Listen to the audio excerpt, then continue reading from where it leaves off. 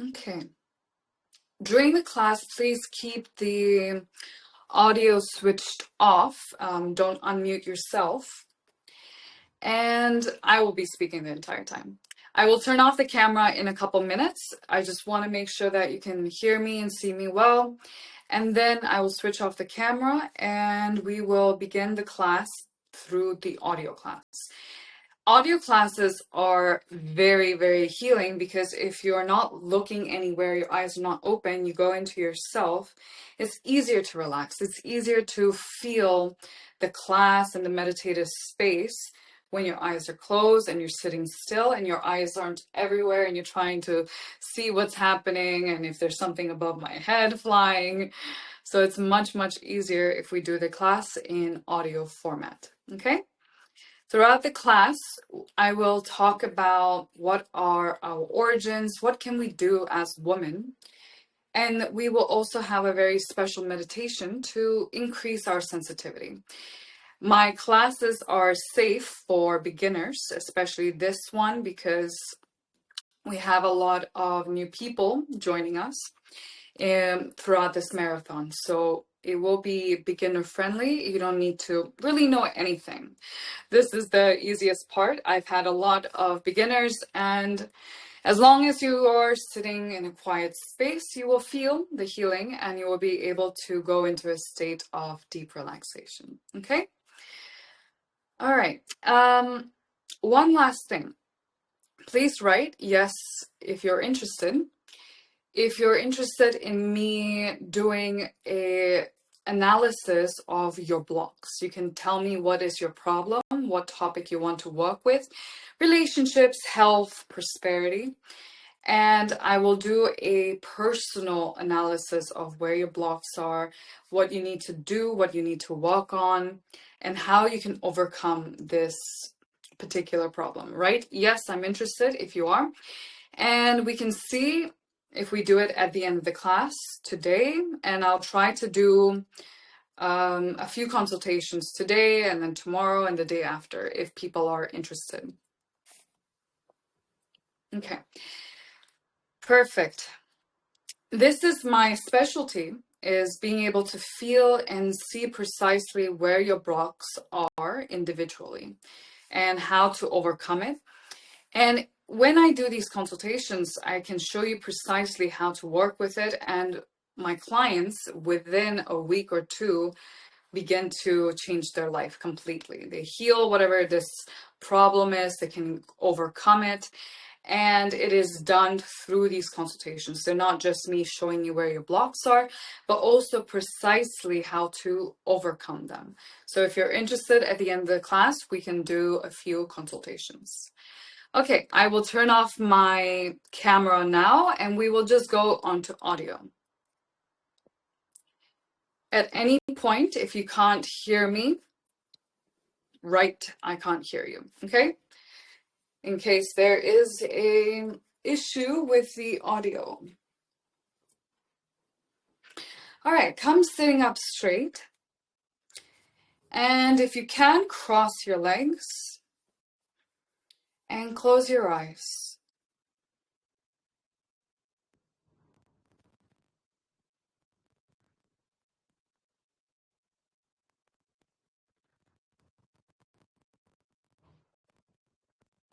And now I want you to observe your breath. Just observe. How does it feel to inhale?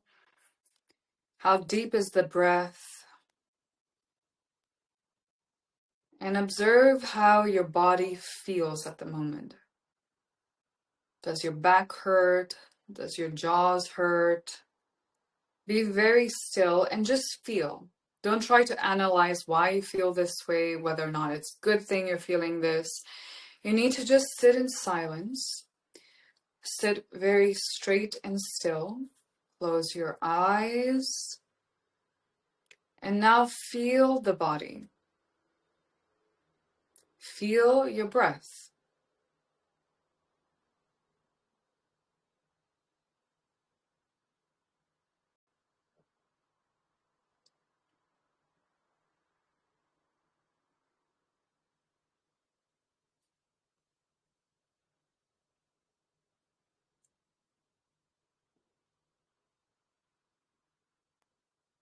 Does it feel easy to breathe in? Does it feel like it gets stuck somewhere in the chest? Don't open your eyes. Keep them closed. Keep the body still.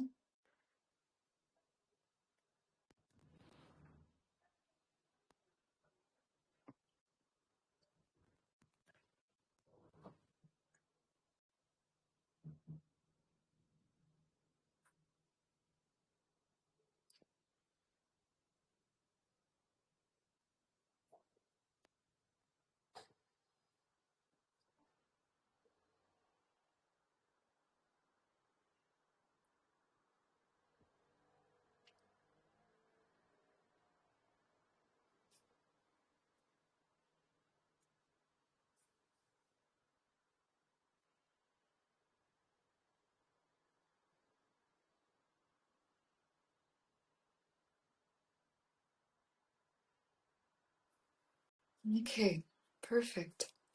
Now, please write if it was easy or hard to breathe, if you felt any tension in the body. My back hurt, it was hard to breathe, my face is all cramped, I have a headache. Whatever pain you have now, please write it down in this chat.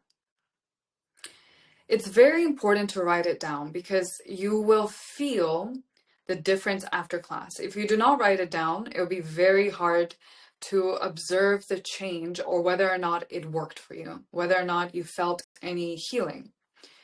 Because the mind is very, very negative. Everyone has a very negative mind. And it constantly puts you down. It doesn't allow you to really observe any good changes or opportunities around you or within you. But when we write it down, and then an hour later, you will completely have forgotten. You will forget you had this pain. It will be so much easier or completely gone that you will think, oh, there was no pain at the beginning. Write it here. We write down here where you feel the pain, where there's tension. And by the way, as we're doing this task, we're also opening up our throat chakra. When we write and we acknowledge where the problem is and we feel the tension, we can very quickly feel what's happening to us. And we also open up and we're very consciously communicating, here's the pain, here's the tension. And it's very, very important if we want to heal. If you miss the 14 minutes, it's fine.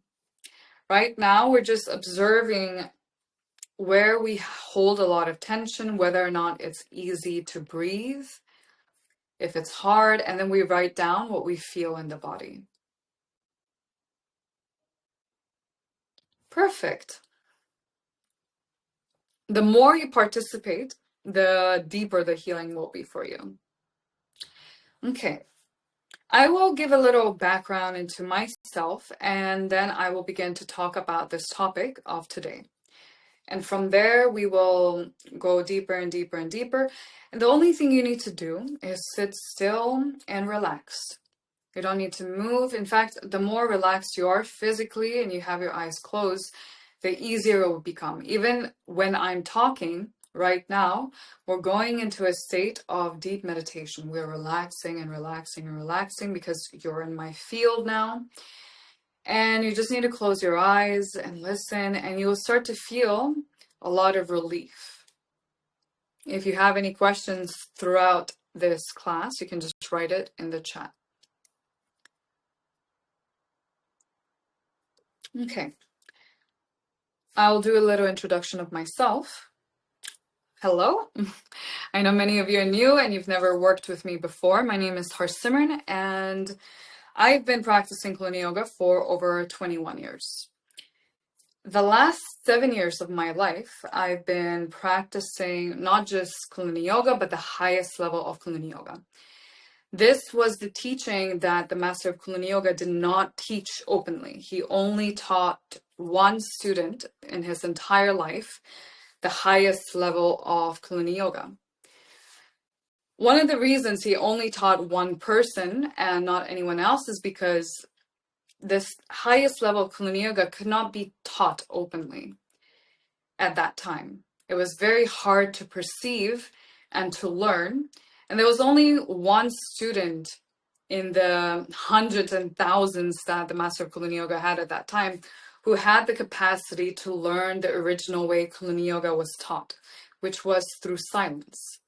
Kundalini Yoga for thousands of years was never taught openly or to the masses. It was passed down from master to one student, and he would become the master, and then it would be passed down like this, very meticulously and only to one person. Because these teachings cannot be understood through the mind. It's very hard to understand Kundalini Yoga through the mind. We have many meditations that have the capacity to heal diseases, chronic diseases, any and almost every health issue, and as well as overcome many of our obstacles, whether it's with money, with relationships, our relationship with ourselves. But it's very hard to understand. How does it do it? And if you ever find a Kundalini Yoga teacher who says, I understand everything and how these meditations work, you should run very far away. Because even the master talked about, it's very hard to understand through words how this works. The only way we can truly understand Kundalini Yoga is through practice, through the practice of these meditations. We have to feel it. One, because it affects every single one of us very differently. Every meditation affects every one of us very differently. And at the highest level of Kundalini Yoga, which is what I have been training for the last 7 years to do and to learn and to be able to teach this as well, is we go into a very deep meditative state as a teacher, and I feel each one of you, every single person in my class, every single student of mine, and I feel where all of their blocks are, how each meditation, each breath work, every posture they sit in affects them. And in this silence, the deeper I go into a meditative state, we can heal and let go of many blocks and tension. And then as you're sitting in this posture, as you're breathing a certain way, as you're keeping your eyes closed, a very heavy burden or block leaves the body. And it's a very strange practice. It's not very common. We have a lot of weird practices with our tongue out, our arms are in this weird position. But at the same time, it works. It works to release a lot of our deep blocks and our stress.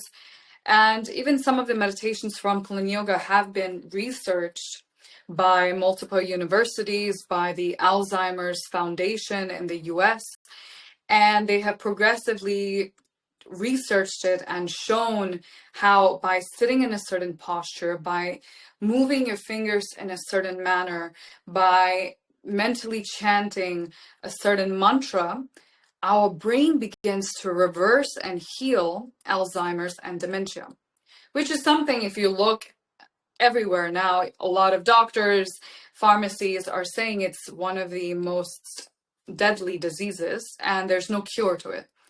But Kundalini Yoga has already been proven, I think around 20, 30 years ago, to heal and to reverse Alzheimer's and dementia.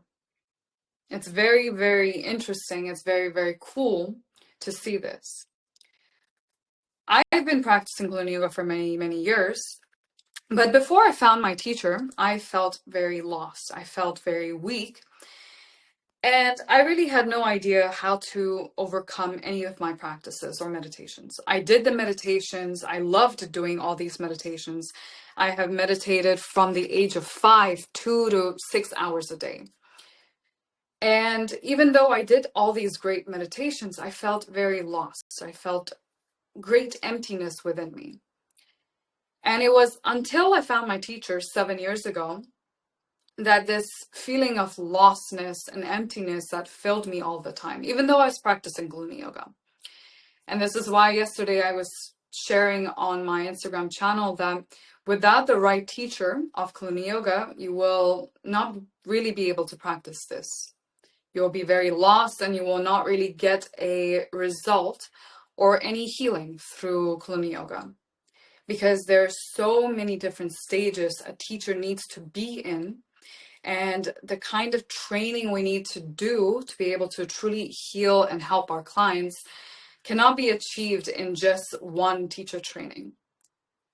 And for me, I've been in teacher trainings, learning Kundalini Yoga at the school that was founded by the master of Kundalini Yoga for 7 years, and I never found the right teacher. And it was only 7 years ago that I found my teacher, and that's when my life began to change. One of the first things my teacher told me is that I should work with prosperity. I never wanted to work with prosperity. I felt it wasn't my topic because I was very anxious, I was very depressed, I had multiple health issues, and I thought that's the topic I need to work with. But immediately my teacher, who is one of the only teachers in the entire world, maybe her and a handful of other teachers, they understand how to work with the mind, body, and psyche. Through a very special meditative state, they can see precisely where all of your blocks are, where all of your issues are. And I never wanted to work with prosperity, so I kind of dismissed what she said, and I thought, she's just probably trying to cheer me up or trying to motivate me, but that's not my topic at all. And I had no idea that she could really see all of my blocks, and that she really understood what I needed from myself and from my life. But I had a situation, and it was an emergency situation, which is what I will share with you, that made me want to learn from her. Should I share it? Right now, you just need to sit in silence and listen. We will meditate after the class. Okay.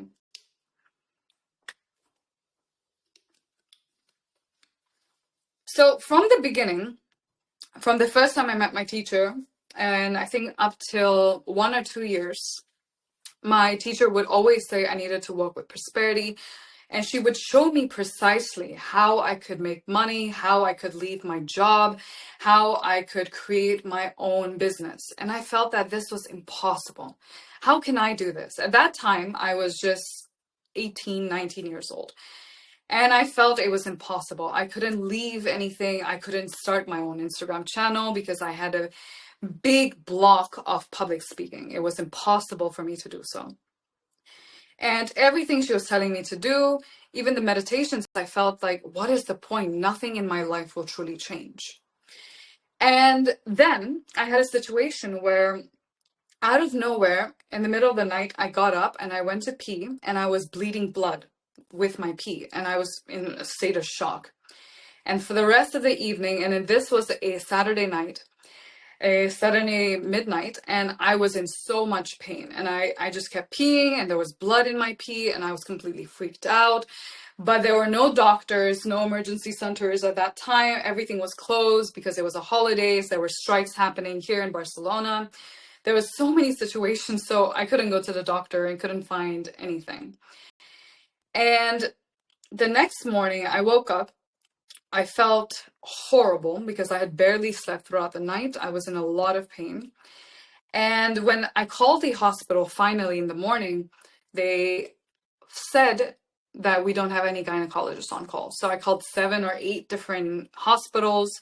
None of the clinics were open. And finally, me and my partner found a clinic, and they said, yes, we have a gynecologist on call, you can come. We go there, and they said, sorry, there's no gynecologist. And we're like, what do you mean? We just called you. You just said there was. And they said, no, we have no one here.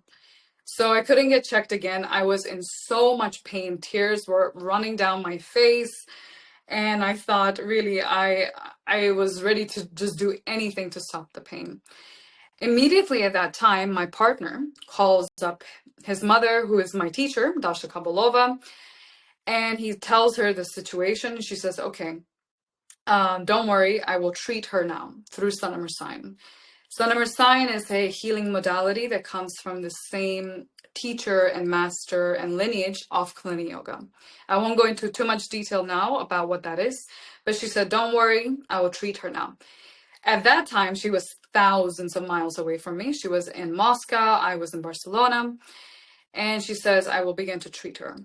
And within a few minutes, I started to breathe better. I stopped crying, and the pain in my lower stomach stopped hurting. And about 5 minutes passed, and finally, we're able to find another hospital. And they say, yes, for sure, we have a gynecologist, you can come. Luckily, we found a cab right away. And on the way over to this next hospital, my teacher calls back and she says, you have a cut in your fallopian tube on the right side. And I was in complete shock. I was like, how could you possibly know that? How could you possibly know I have a cut in my fallopian tube on the right side and this is why I'm in so much pain? And she said, okay, I will treat you a few more times today and tomorrow and let me know how it goes, how you feel in a few hours. Finally, I get to the hospital. I get not an x-ray, what is a ultra scan. And the gynecologist says, yes, you have a cut in your fallopian tube on the right side. And I was in complete shock because my teacher essentially had not just healed me, but she was like an x-ray machine from thousands of miles away without being present, without being a doctor, without being ultra scanned. She was able to see precisely what my issue was, why I was in so much pain, and also relieve that pain. And afterwards, they gave me some painkillers. And within 2 days, I stopped taking the painkillers, even though they said I had to take it for 2 weeks because the pain was completely gone. Completely gone.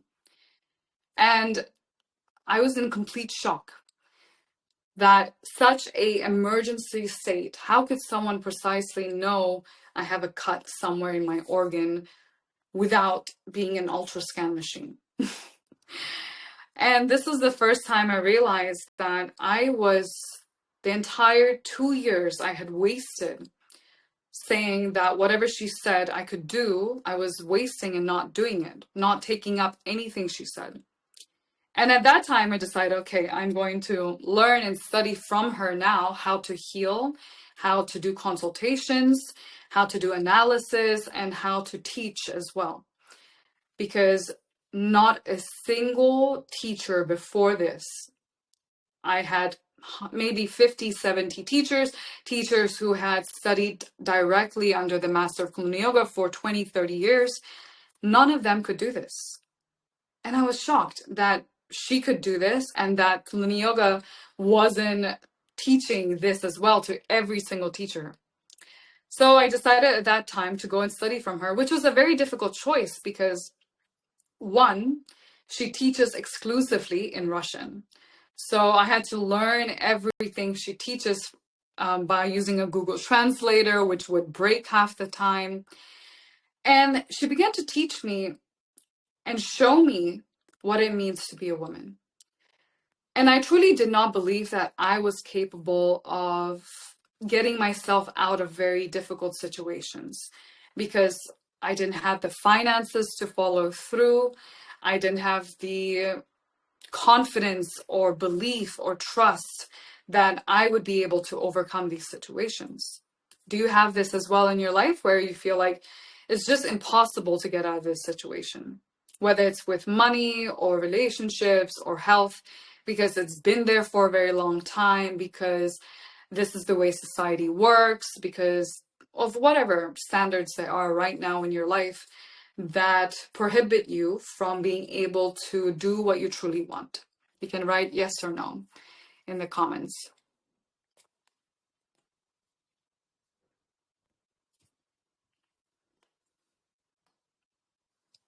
Mm-hmm.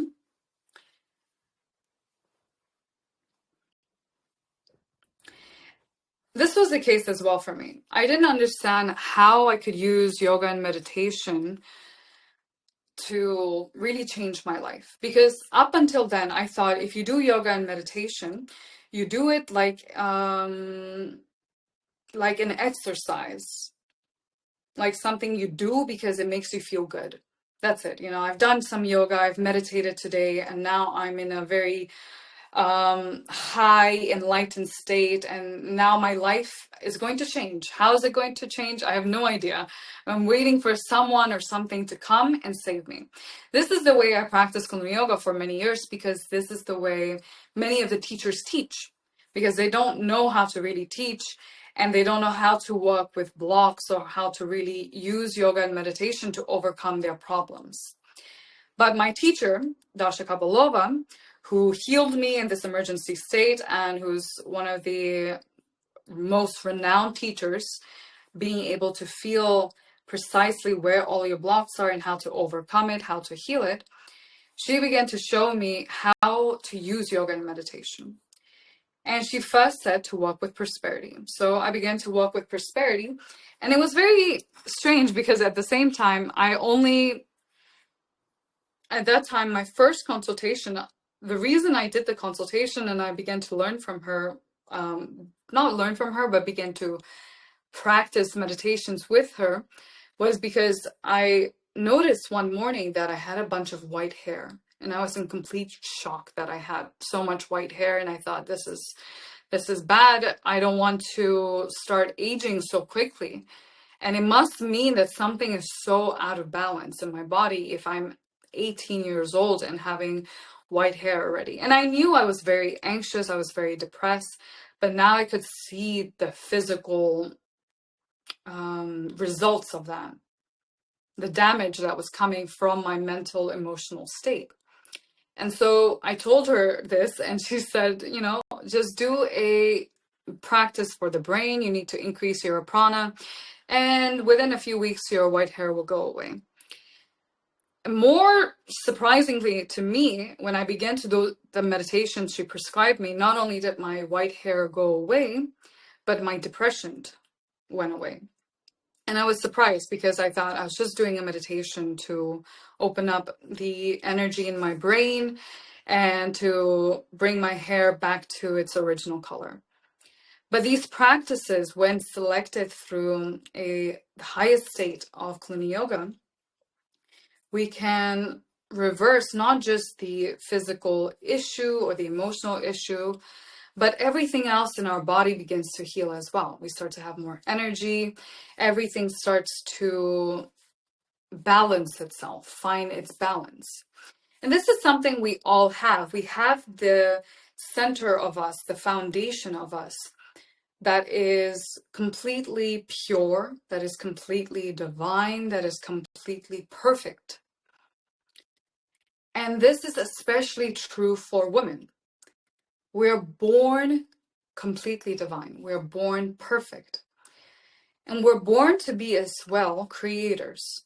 We're extremely good at creating and essentially giving life to any idea, any wish that we want.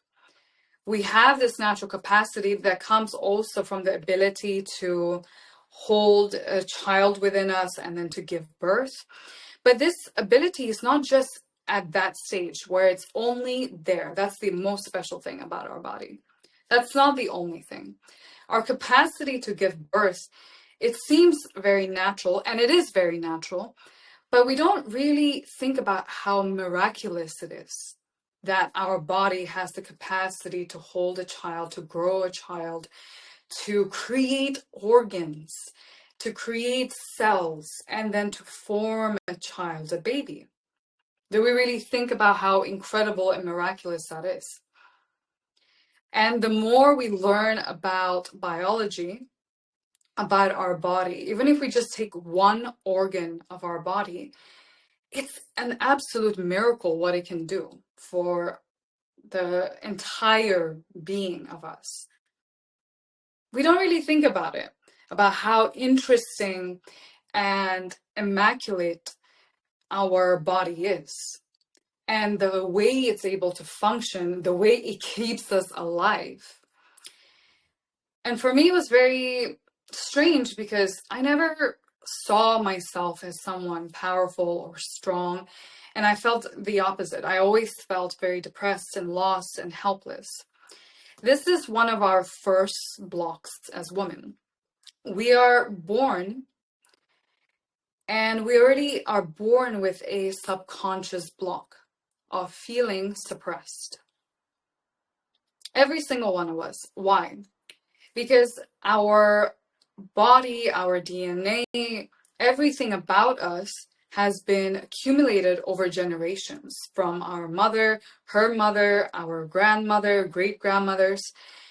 Every woman from the first person in our family line till today has shaped us. It has shaped everything about us, our physical body, our mental, emotional, and subconscious state as well. And for thousands of years, if not longer, women have been suppressed. We have been shackled and bound by ridiculous limitations. And for many years in many cultures, we were considered weak and something that needed to be protected, something that needed to be restricted. And there were many, many limitations. And we had a very set goal of what and who we could be. We needed to grow up being good daughters.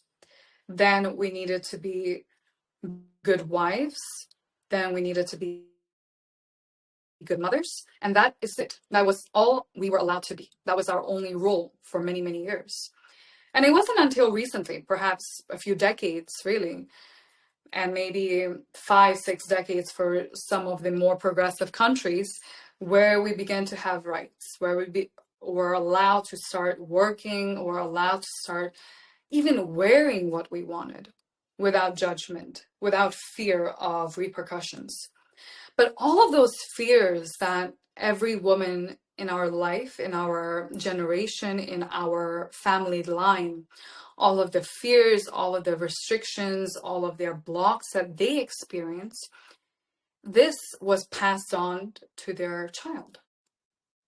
And it passed down from generations to generations until us. And this is why we can see that even though right now, if we were born in the last 4 or 5 decades, where even though there were a lot more changes and more freedom given to women, our mothers still hold the same limitations and restrictions from the years before. True, they haven't changed, even though the time has changed, even though generations, everyone has gone forward, but they are unable to change. Have you noticed this as well? Where they're still stuck in times of, well, when I was younger, when it was in the 1920s or 1940s and 50s, 60s, this is the way we had to live. This is the things that we were allowed. If you don't notice this about their emotional or physical state, you can definitely observe it in their prosperity.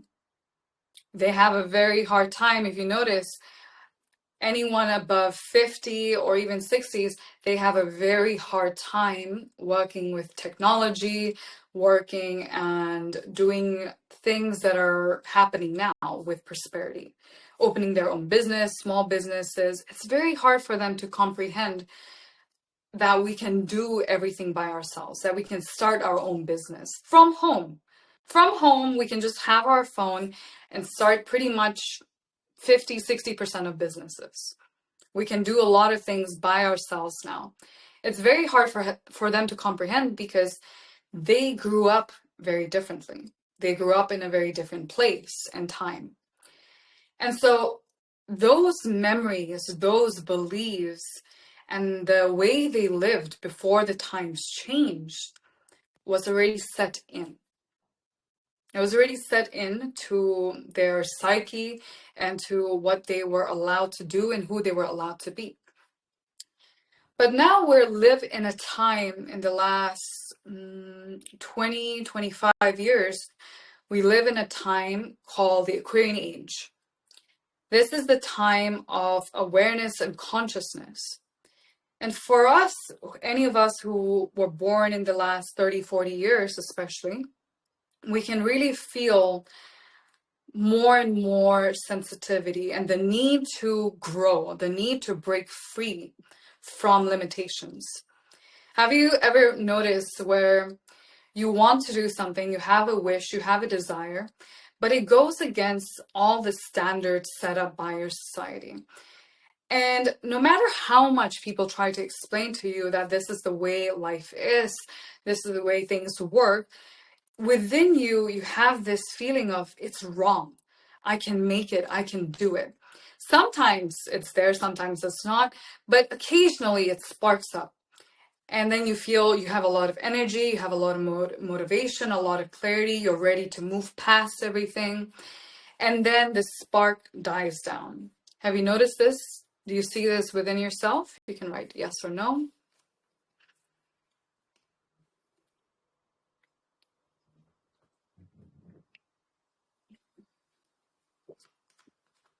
Mm-hmm. Yes, it does get stale. It will come and then it will go. The most incredible thing is we live at a time now, as I was saying earlier, that the master of Kundalini Yoga could not teach the highest level of Kundalini Yoga or the highest level of healing 30, 40 years ago. No one had the consciousness or the ability to learn it. But it was only around a few decades ago that when he taught that one student who he named the Master Son of Messiah, he taught him and told him to begin teaching it now to the masses. Why? Because around 30, 40 years ago, we began to go into a transition period of leaving the old age and coming into the age of Aquarius. We started to leave the age of Pisces. And in the age of Aquarius, we are naturally more intuitive. We are naturally more in touch with our higher self. And this is why many people begin to become more and more depressed. And things that seemed normal or the normal standards for life just didn't seem good enough for the next generation. And if you have children already, you will notice that they have higher demands, and they have higher standards than we do. Even a 10-year-old child today, or a 20-year-old child today, a 30-year-old child, woman today, a man today, we have so much more demands and higher standards than our parents had, and we demand more from them. Why? Because our consciousness is in a different space. And because of that, we understand what we need from our life, that it needs to be better, it needs to be more. And the Master of Kundalini Yoga began to prepare people in the late 60s to go into this stage of awareness, of consciousness. But it was very, very difficult, because the more conscious we are, also the more prone we are to be depressed and anxious, because we don't know how to live it. We don't know how to take our wishes and our need for higher standards, our need for more abundance and prosperity and stability and understanding from the world. We don't know how to make it happen. And so we start to go into a state of depression because we feel very lost in this world. We don't know how to navigate all of the crises that we have in our life, and how to overcome this depression, how to overcome our boundaries, not boundaries, but our restrictions and limitations. And this is why many of us are very depressed. And this is why I can remember from the age of 6 or 7, I felt very lost and very empty, because I felt there was no way to really open up and begin to live the life that I wanted. And I felt it was very wrong. Wrong because it was very different from what anyone else wanted or what anyone else expected. And two, because it was a sensation, a feeling that came from within me. No one told me to feel this way or why I was feeling this way. No one could explain it either. But when I found my teacher, she began to teach me how to understand what I needed from my life and how to cultivate it. And this is why one of the days of our women's marathon this week, we will work with prosperity, because it's needed. It's needed to understand how we can open up our prosperity energy and change our life and take control. For us, it's the most important, because if our prosperity is blocked, so will there be issues and problems with every other aspect in our life. Because there's a very direct correlation with prosperity and self-realization and health. So today, what we want to do is to remove our internal feeling of suppression, something that has been built for generations in our family line. If you look back even 2 generations, the way our grandmothers and their mothers lived was very different. It was very restrictive. And they were not allowed to explore who they were, or to understand that they could very easily create prosperity in their life and create prosperity in their children's life, and to even awaken and influence their partners, their husbands, their wives, to create prosperity in their life. It was very hard. And they didn't have that awareness or the inner strength to go through with it, to follow through. And this suppression, it's very hard to feel it within ourselves. I never realized I had this suppression, or that it was built for generations in my family line, until I began to meditate. Because as I asked you to do in the beginning of the class, write where you feel tension in the body, and then to write later after class, you will see the difference of the tension or state your body is in. It's going to be very different. But at the same time, we were not allowed to really observe how suppressed we were. It was just a normal thing about what we could do, who we could be, what was acceptable, what was not acceptable. And there were just very strict guidelines, essentially a way of living in many societies and many generations, that we didn't really think about what it means to not have this internal feeling. Now, if we begin to remove this internal subconscious level of suppression, what happens? The first thing we will notice, and the first thing that will start to change, is we stop feeling weak. We start to become very creative. Today, we won't be able to remove all of the blocks and all of the subconscious suppression, but we can remove a little. And in this process, you will have first a state of deep relaxation. And then tomorrow you will start to be more creative. You'll start to have a lot of ideas, and immediately you'll start to feel like, I can do this, I can do that. And you'll take just from an idea, you will learn, and you'll be able to see for yourself how you can take it to result. Right now, think about it as, or you can look back at a goal or a wish you have. I'll give an example of mine.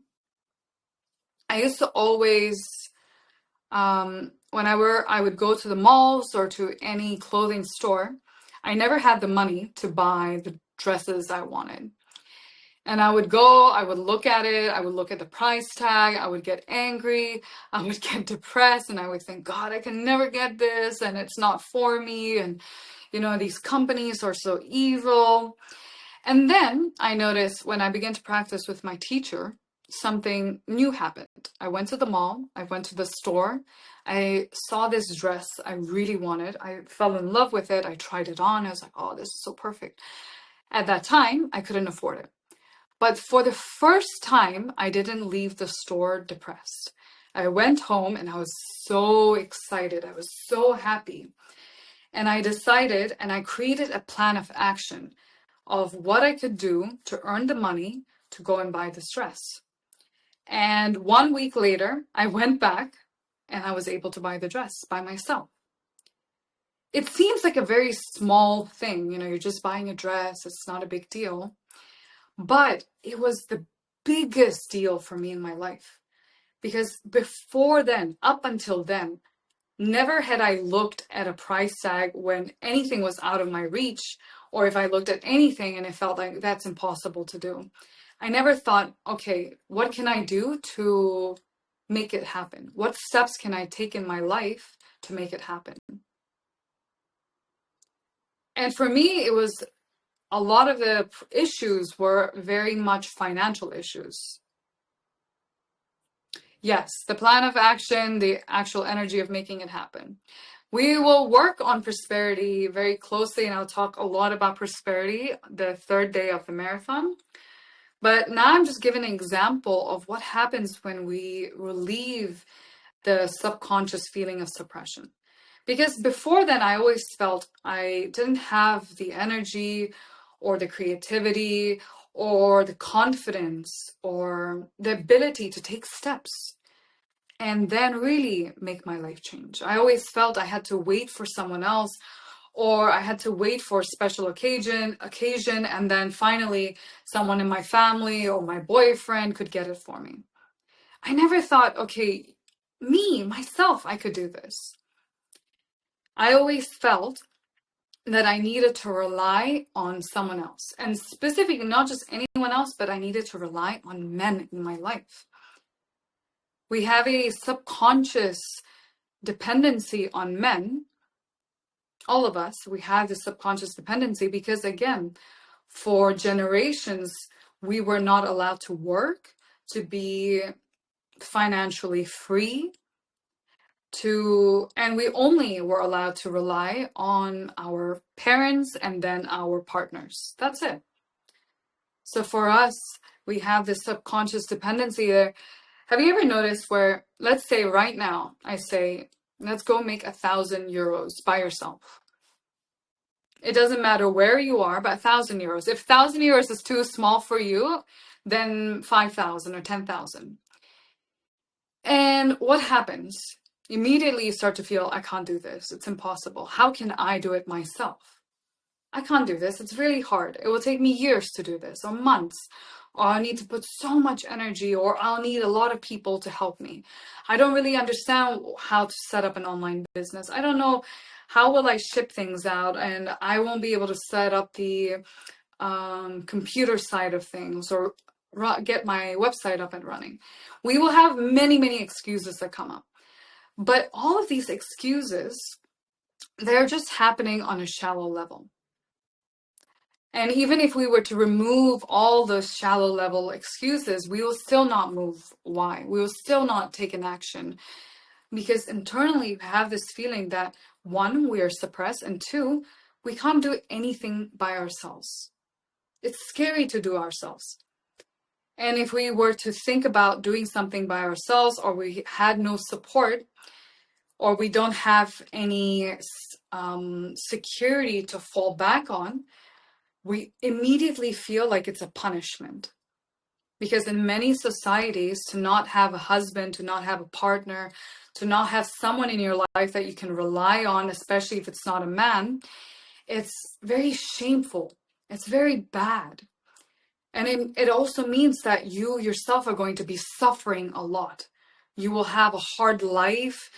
It will be impossible to do big things in your life, and you will constantly be restricted, right? And even now, there's still a lot of prejudice if you don't have a man in your life. And it's very interesting because we don't really notice the subconscious level of blocks that we have. But these three are the most, where we feel if we are alone, if we are doing something alone, it's very scary. And almost it feels like a punishment. I have to go and do this by myself, set up my own business and take action by myself. And I have to go and do something that I like. And I have to start to set boundaries and tell people no and say, this is what I want. It feels like it's a big punishment for us. Because why is nobody else understanding us?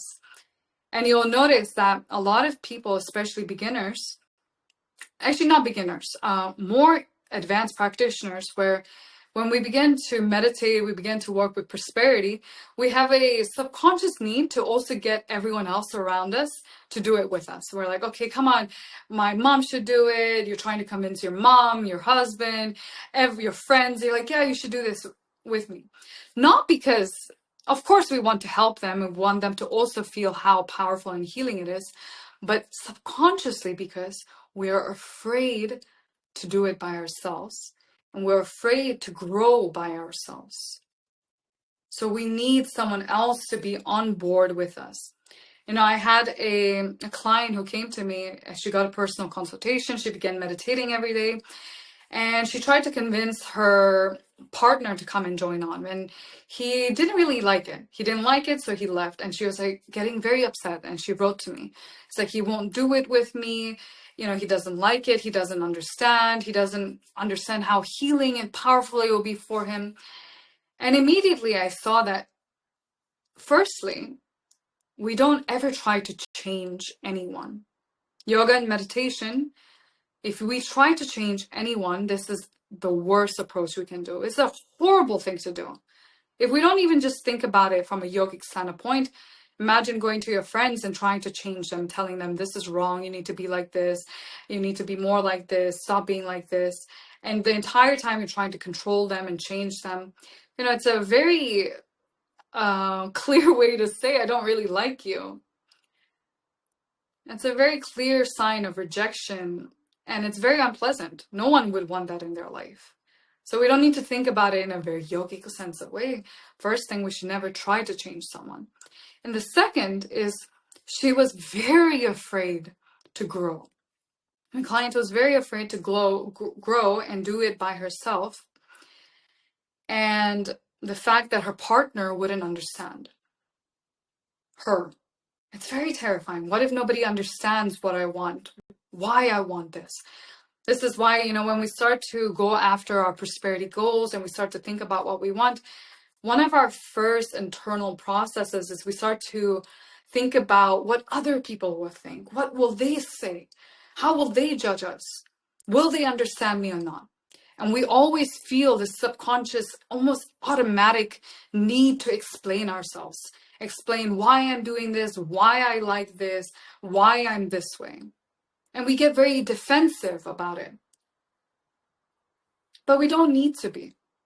And today we will do a practice in a couple minutes where we will do a meditation to begin to relieve the subconscious suppression and relieve this feeling of it's a punishment to be who I am, to do what I want. And when you begin to release this pressure, immediately you start to feel more strength, and you don't feel like you need to justify yourself or justify what you want from your life. And it becomes easier for you to have an idea and to follow through. Follow through by yourself. And this is when our life begins to change. In Kundalini Yoga, we have multiple stages of healing. One, as we're doing in this live stream, I am showing and I'm talking about our very deep, subtle blocks that we have. And then the second is we begin very consciously and actively, we begin to practice. We sit in a certain posture. I will show you the posture, and then I will show you what kind of breath work we need to do. Then I will show you what kind of eye focus we need to do. Don't worry if you're a beginner, you've never practiced before, it doesn't matter. And then as you're sitting in this posture, on a very physical level, your body begins to change and heal. Because our diaphragm will begin to open up, we'll start to breathe deeper, our mind begins to calm down, our nervous system, our parasympathetic nervous system, every part of our body begins to relax and heal.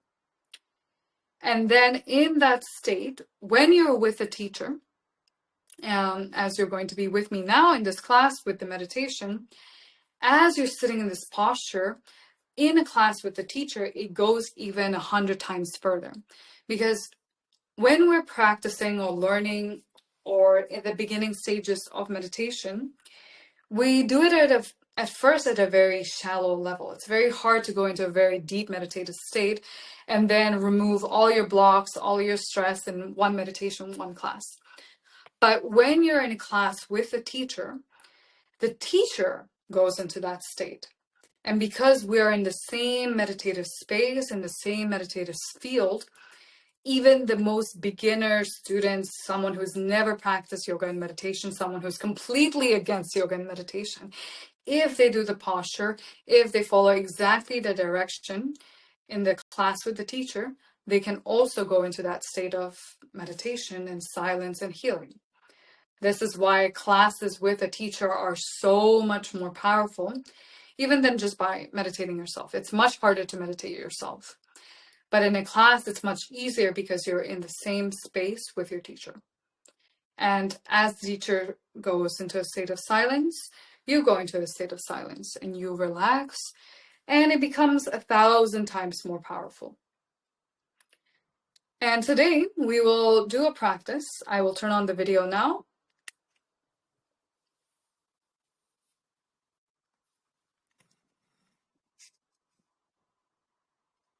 Can you see me well? We will do a meditation to relieve our subconscious pressure and to also increase our sensitivity. It's important to increase our sensitivity because women are naturally and the most powerfully gifted intuitive beings. We can understand through our own intuition of what steps I need to take today, right now, and how this will unfold, and how this will create prosperity or healing or changes in my life. And your own intuition can drive you to healthier, happier habits and patterns, and it will constantly give you strength and energy. It's not just like you have a sensation or you have a feeling about I'm doing something right or wrong, but it's very clear about if you do this right now, it will create prosperity or it will bring you this and that and that and that. And this is something that nobody else can tell us. For me, this is the best. And I do this for myself. I do this with my partner. I do this with my family, where after I've meditated, when I'm in an intuitive space, I can feel precisely what they need to do today and what kind of result it will give. Just on my birthday, a couple months ago, my parents called me and they wished me happy birthday. And I had just finished meditating and I felt, today you guys should take these steps at work and you will make 3 times the amount you normally do. Immediately the next day they called me and they said, we made 3 times the amount. We did exactly as you told them. That told me. And they were in a complete state of shock. But this is a very normal process. It's not because I'm a super yogi and I've been meditating for years and years and years. It's just that this is our natural capacity to know what to do, and not just to change our life, but everyone around us. We can feel precisely how to heal them and help them. And it doesn't even have to be a yogic thing. It can just be, you should have water today, or you should come out and have lunch with me today. You'll feel really good. You'll feel really happy. Or let me go and let's go shopping. It can be very little things in your life, but when it's driven by your intuition, it will be as if like you're creating a miracle for yourself and for the people you're talking to in your life. And everyone around you will start to be naturally more attracted to you on a very physical, emotional level, and they will just want to be around you all the time. They will call you up and they will start to tell you all of their problems. And I can give you a special meditation so that you don't take on all of their problems and their stress and you just feel very relaxed and balanced. Okay, today let's open up our intuition and release our subconscious pressure. Before we start meditating, please have some water. We need to be very hydrated in general, but especially when we meditate, because we go through a very physical level of detox and it will dehydrate the body a lot because a lot of the toxins will come out. So we need to replenish ourselves with clean water.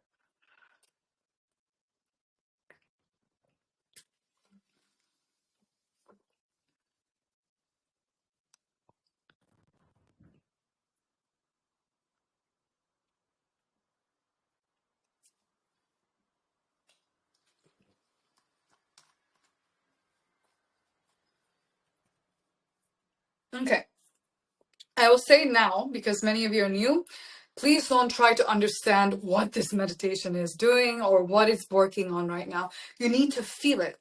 We have a very bad habit that has been taught to us, which is we need to have someone else tell us how to feel, what is right and what is wrong. And this is why we end up taking a lot of decisions or doing things in our life that make us miserable or that make us lose money. Because we don't know how to listen to our own intuition, to our own body, about what feels good, what feels right, what is safe, what is not safe. Right now, we will do a meditation. And because you're new, you will not really be able to understand what's happening. But you just need to try it and sit in relaxation. And as we're doing this, your consciousness will begin to open up, your body will begin to relax, and you will be able to feel for yourself whether or not it's healing. Okay? Don't try to say, especially as we're doing the meditation, don't start asking what is happening to me, why do I feel this way? Any sensations that you feel now is good. This is one. It's a good feeling. If you feel bad, this is good. You feel happy, this is good. It's important to be able to feel when you're feeling bad. If you feel sick or pukey, then you can stop. This is for sure. If you feel pukey, you can stop. If you have an injury that prevents you from doing this, please don't do it. It will not heal the injury and you'll just further injure yourself. So these are the two rules. If you feel pukey or you have an injury, you don't need to do it if it prevents you from doing this practice. But if it's anything else, your mind is racing, or you want to start itching, you want to start moving, you want to stretch, just stop. Be very still, very relaxed. And then for yourself, you can start to feel the changes and the healing.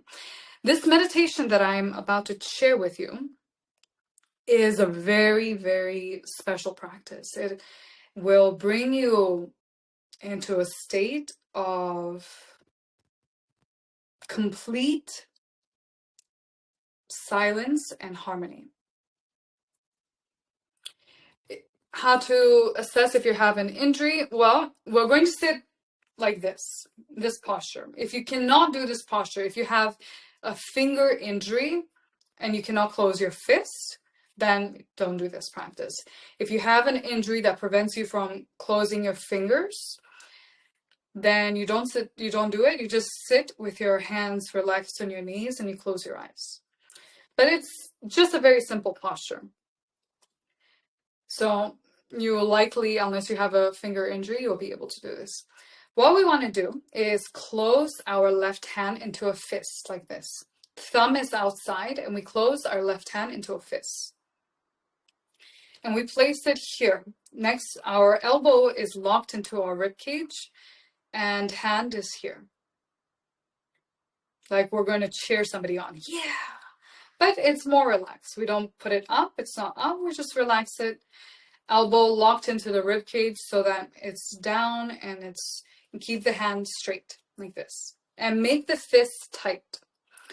Right hand, we're going to have our index finger straight up and thumb over the other fingers like this. Can you see well? Now we place it here in front of the shoulder blade. And it's important from the tip of the elbow to the tip of the finger that the hand is straight. Don't bring it in front like this or any angle or on the side. It needs to be perfectly straight in front of you here.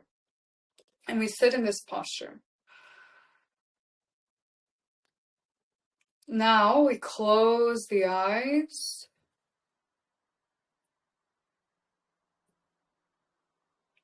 And you need to pull your belly button in and out. So pull your belly button in and then relax it. Pull it in and then relax it. And now we need to create a rhythm where we continuously do this. Move it in and out. And just breathe normally through the nose. Please only breathe through the nose, not through the mouth. And as you're breathing, you're moving your belly button in and out. It will feel a little strange, which is normal. And that's it. Keep the index finger of your right hand up and tight.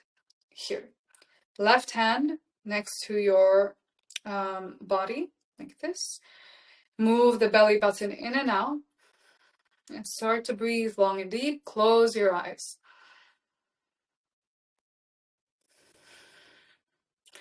And now I will play a special mantra. And you need to just listen. You don't need to know the words. You don't need to understand the words. As you listen, your subconscious will relax. This is very important. As you're doing this now, it's only 12 minutes. And for 12 minutes, we will meditate. If you don't want to do this meditation, please leave now. Because if you leave in between, please relax now, I'll explain. If you leave in between the meditation, you will hurt yourself. You can hurt your subconscious and your nervous system. It's a very serious process. It's a very powerful healing practice. And if you decide in between to get up, or you start getting distracted, looking at your toes, drinking water, you can hurt yourself. This is why we need to come in the position. If you need to drink water, drink now. If you need to adjust and put some pillows in your back, you can put it now. And then we come in the posture and we sit still and keep the spine and neck straight.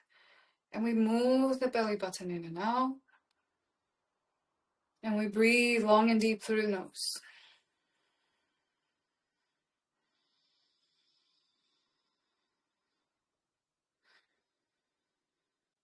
And that's it. Keep the shoulders relaxed, your face relaxed, and you just listen. And you will begin to relax and heal. Your body will begin to let go of the subconscious block. You know, we cannot release the subconscious block through words, through therapists, through sports or workouts. This can be only done when you're in the utmost state of relaxation and balance. And today we're already there.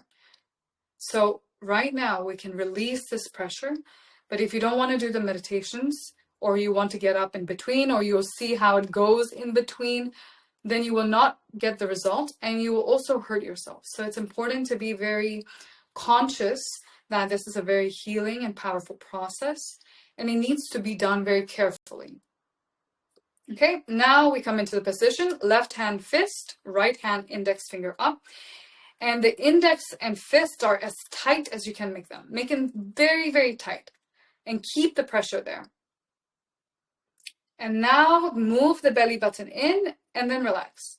Pull it in and then relax. Pull it in and then relax. And now breathe through the nose as you do this. It will be difficult to move the belly button in and then also breathe, because you have a very deep block in your foundation. So we're going to unlock that. So you need to just move it. You don't need to move fast. This is important. You can do it slow, but create a rhythm. If it's slow, make sure it's a proper rhythm. And breathe as long and as deep as you can. Okay, understood? Okay, come into position, close your eyes.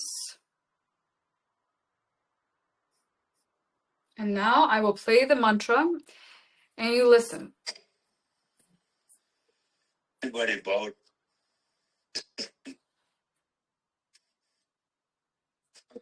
Take a shot.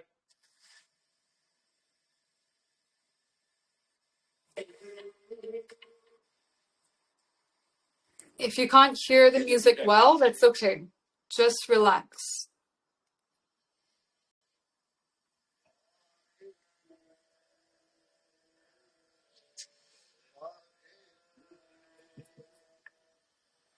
Close your eyes.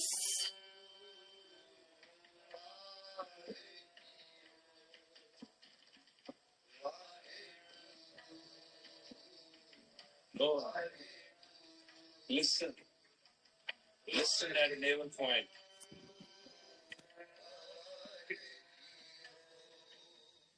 I should have taken that tape out of my hand.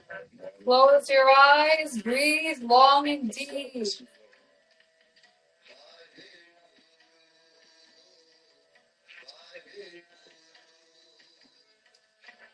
Connect your inner ear and the navel point. And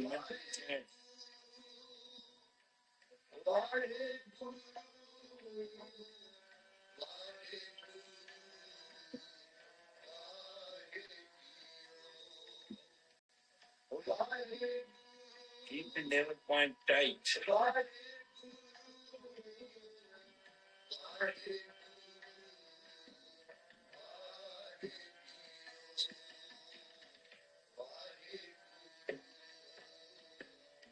Navel point tight, index finger tight, fix it tight.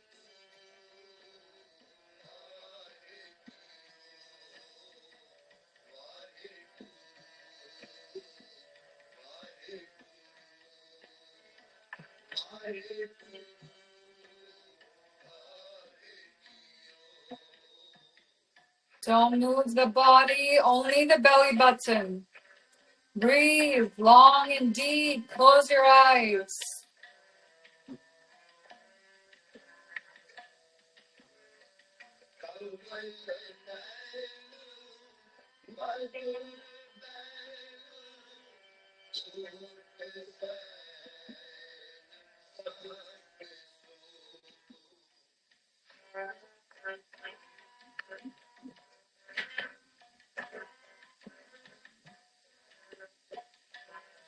Tight navel point, tight index finger, tight fist. Take the sound and adjust it.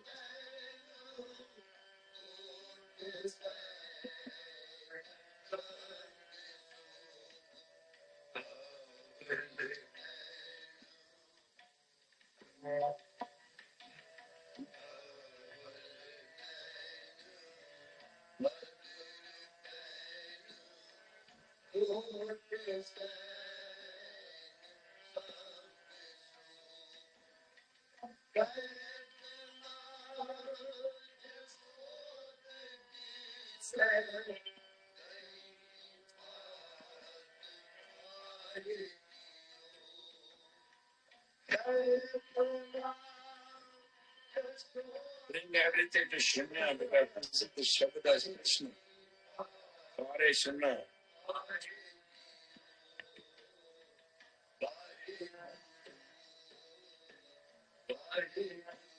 Don't give up. Move the belly button. Move it. Breathe long and deep. Close your eyes.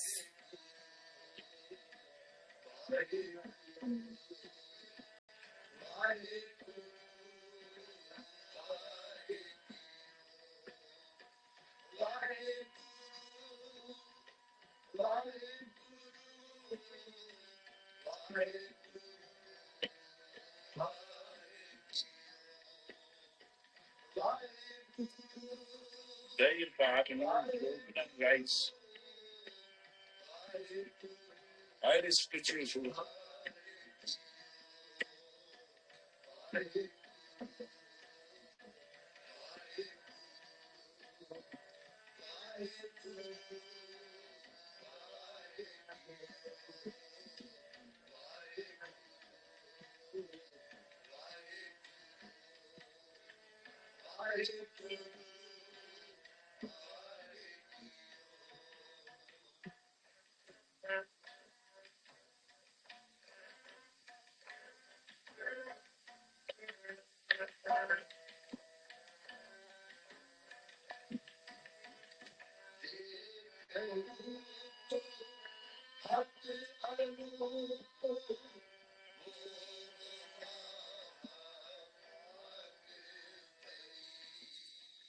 Breathe longer and deeper.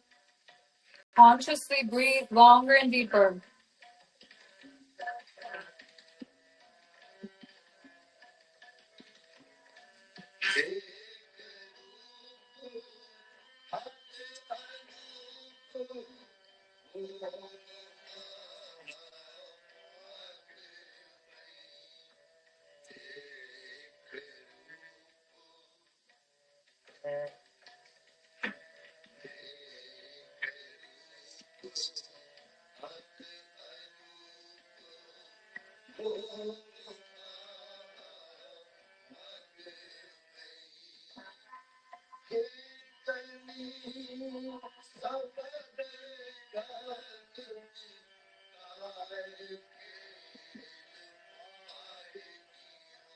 Just the sound.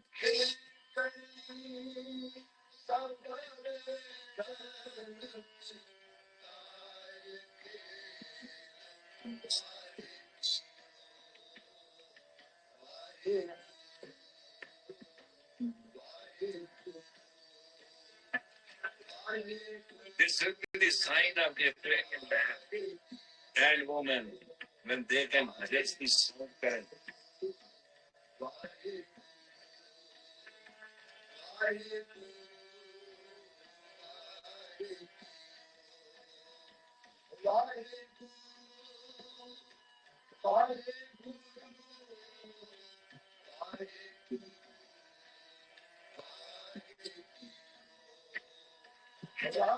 We have about 10 years to work it out.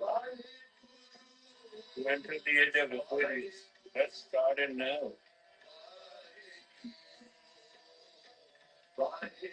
The subconscious is relaxing. Keep moving the belly button. Breathe deeper.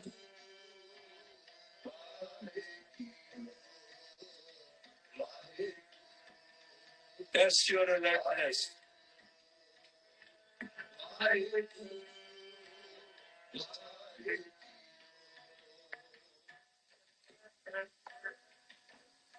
Focus. Keep still. Listen to the music.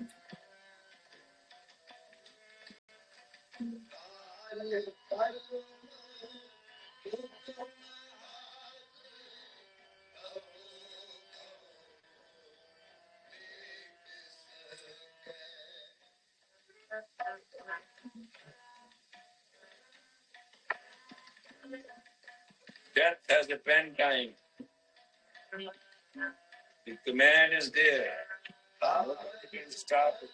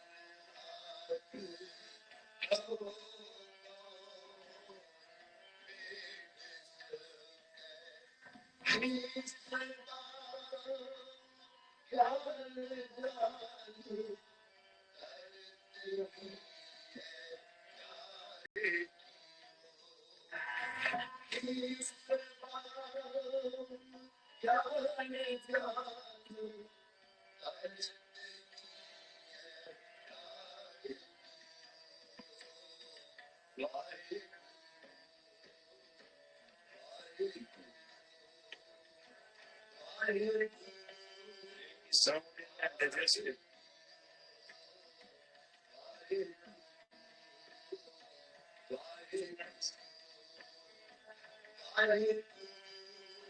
Relax your eyes. Relax your face. Don't tense.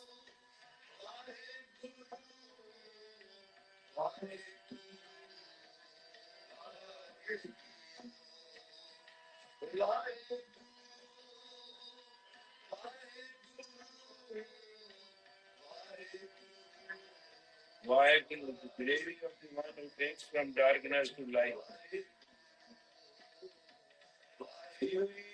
Who you light at the level point? Chakra.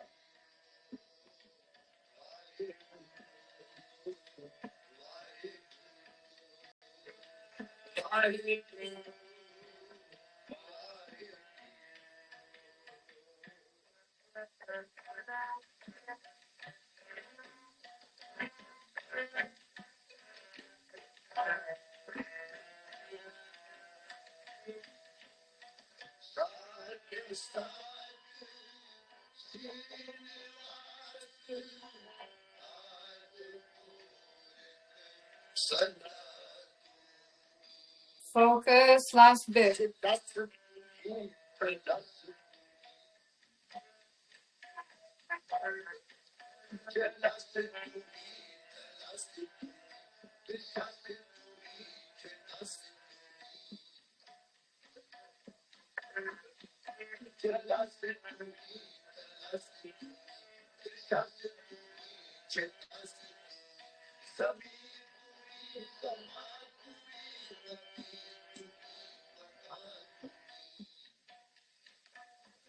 Now it is being described all this section of the universe.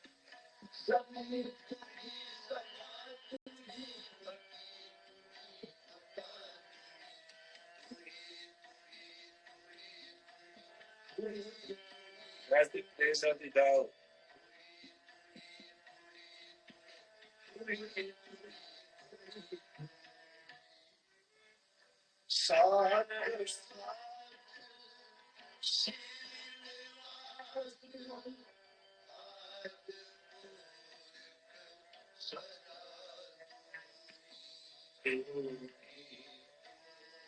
God is with you, but you ignore it. Either acknowledge it or ignore it, two ways of life.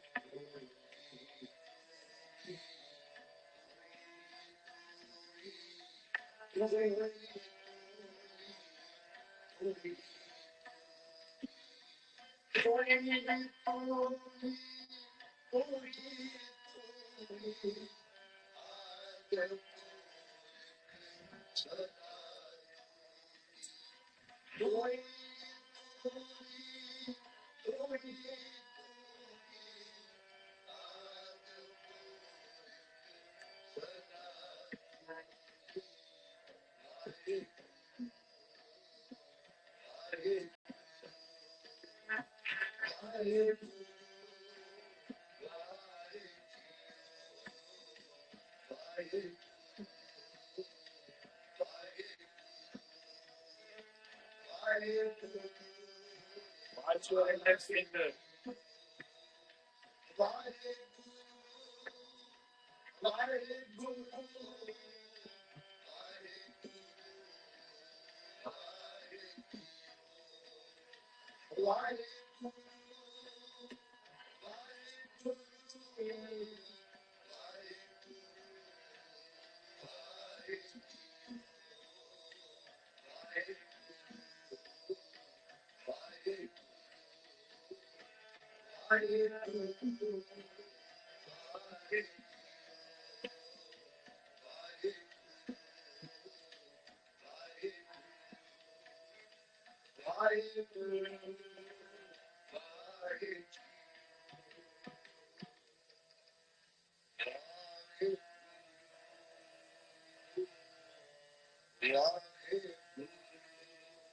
Inhale deep. Hold tight.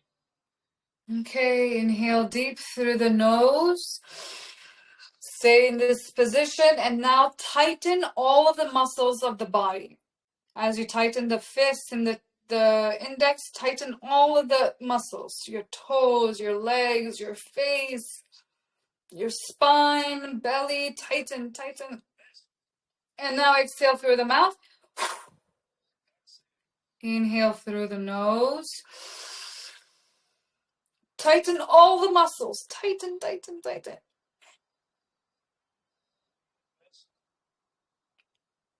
Exhale. Inhale last time. And tighten all the muscles.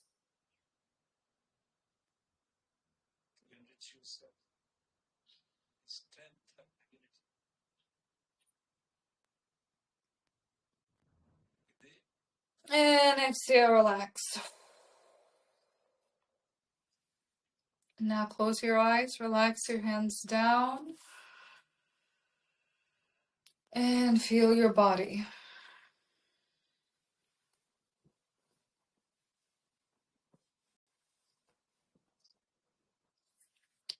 Feel the body.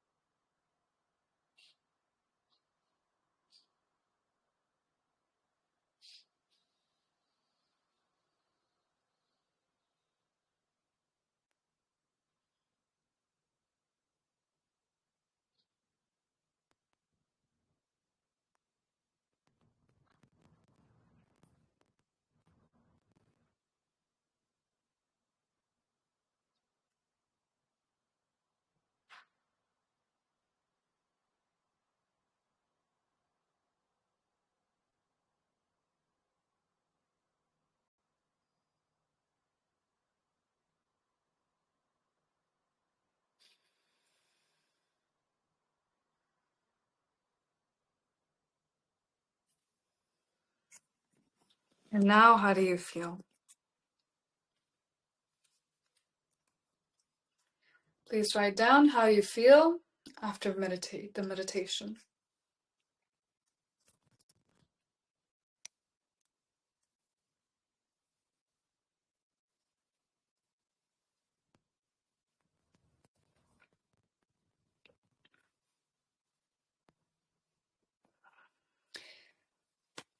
Well, with this meditation, for anyone who's doing it on recording later, the frequency is slow if you're new. If you're used to the practice and meditating, then we go at the rhythm of the mantra, which is the rhythm I was doing it at. But when you're new to it, we take it more relaxed so that you're not trying to rush and push through, because it's very new sensations, it's very new practice. But if you have been practicing, you can just listen and go accordance to the mantra. Perfect. We have gone over time today already.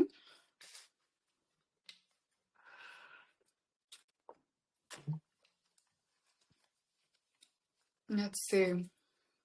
More balance, no more pain.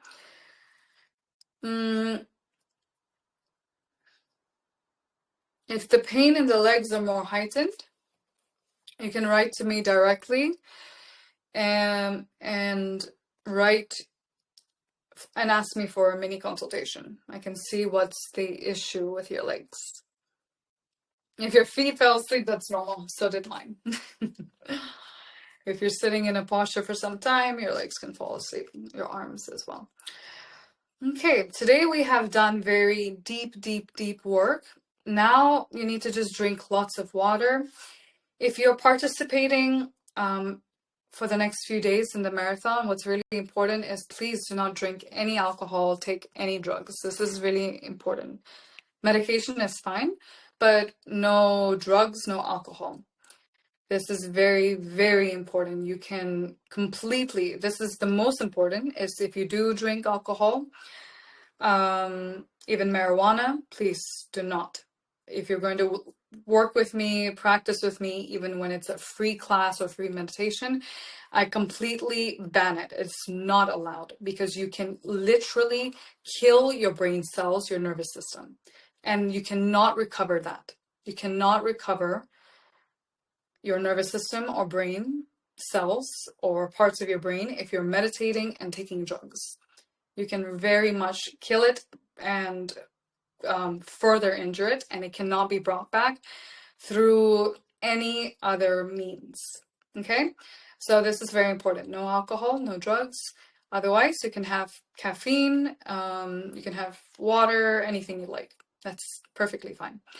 So these two things are the only thing I will ask you not to have, and you will feel a lot of relief and change. Now, please write down reviews of how today's marathon was. How did you like it? What changed? What you felt better? If you learned anything new? This is very important to write it down for yourself, and especially if you're going to continue over the next few days, you will write down the reviews, and then you will see in 1, 2, and 3 weeks, a lot will change in your life. Okay? And then you'll be writing more reviews, because you will see first right now what has changed, what has relaxed, what has become lighter. And in a week, and especially if you do the next 3 days as well, a lot will change, a lot will heal. And then you will want to write another review, because a lot of things will open up and you will feel a lot more centered and balanced, and you will start to understand how to make anything in your life happen, how to create actual miracles in your life. So please write down a review. We're going to finish the class now. And please write the review, because we have over 100 people in this chat, so it's important for everyone to see how this class went, and they're motivated to do it. So this is your prosperity task from me. Write down your review, and it will be very healing for everyone else. as well if you write it down. So it doesn't have to be 10, 20 lines. It can just be 3 or 4 lines. Share what you liked about the class, what you felt, what changed. And you can talk a little bit about the meditation, especially if you're new and it was a new meditation for you. And then people can read the reviews and see how it went, and they will be motivated to do it, and you will bring healing to them, and you will cultivate more prosperity in your life this way. All right. Thank you guys so much. Tomorrow we will talk and learn about health issues and beauty. Okay. Where do our health issues come from? How can we heal it? How can we become healthier, younger, more beautiful? And why that matters. I know it's not about beauty standards here. It's about how our face and our body and our youth are a reflection of our internal state, of our internal strength. This is why it's important in yoga and meditation, because it will really heal the body, and at the same time it shows the internal state of change and healing. Thank you guys so much for joining me today. Tomorrow we're starting at 8 p.m. Madrid time. The reason it's much later is because I'll be in a teacher training with my own teacher until 8 p.m. I don't know when it will end. It can be extended infinitely, so I've made it a time where I should be able to make it without being too late for the class. So it's very important to join tomorrow's class if you can live. If you can't make it live, I will post the recording. Hopefully it will record. I will post it the same day, and that way you can do it right away and then make it for the 3rd day at the same time as today. I will repost all the information, so it'll just be there and you can see it very clearly. Thank you so much. Please go write reviews. I'm looking forward to reading it. Have a wonderful day, and I'll see you tomorrow. Thank you.